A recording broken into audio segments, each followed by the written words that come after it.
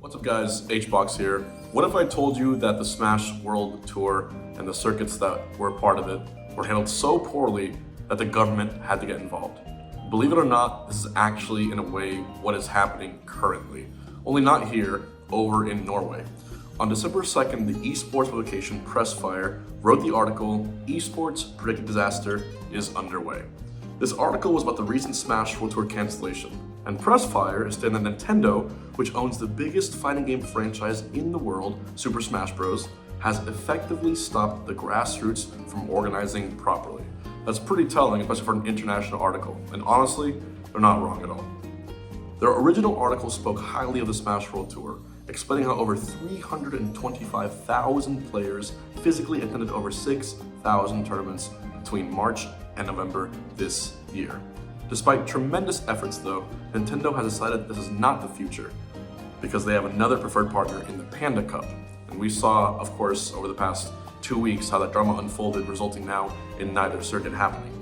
While the full and exact facts are to be determined, we know there has been miscommunication and a variety of conflicting public statements that have been made.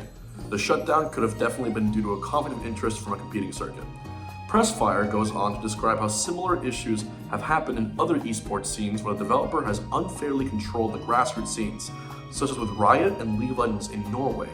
This issue with the Smash World Tour further shows how this could be our bleak future, where we are at the whims of Nintendo.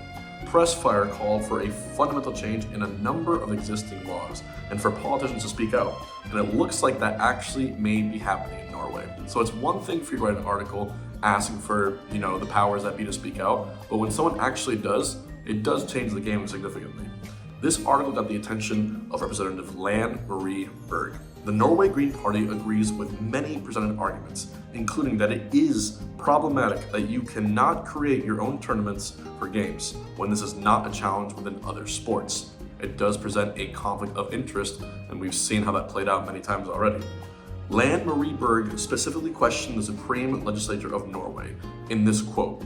Pressfire No wrote on 2.12 that gaming tournaments are not carried out as the manufacturers behind games threaten organizers with lawsuits if tournaments and events use their games without official approval or partnership. This puts a stop to the development of esports and creates a monopoly that inhibits ordinary people's ability to participate in and watch esports. What will the government do to address this problem and enable tournaments to be held? Now here's the kicker. In the United States, we have one way of doing things, and in Norway, they have their way of doing things. But by presenting this question, Culture Minister Annette Trettebergstuen and the Ministry of Culture have 6 days to come up with a response. Could they help set a precedent for other countries? And better question, if they make a law in Norway, will other countries like the United States actually follow suit?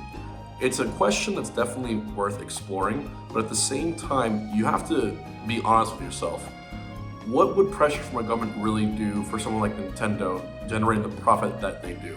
What would any legislature for esports do in certain cultures where esports aren't even considered to be even akin to the cultural significance of traditional sports?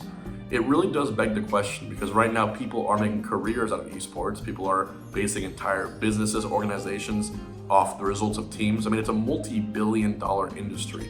Granted, it's a lot more prominent in certain countries and certain areas of the world, but as every day passes, it only gets bigger and bigger.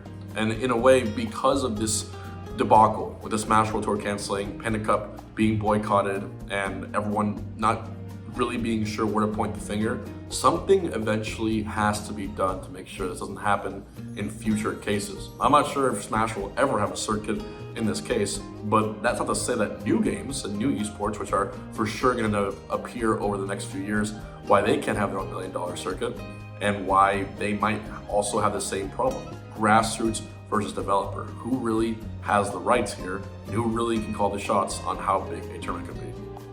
Let me know in the comments below what you guys think.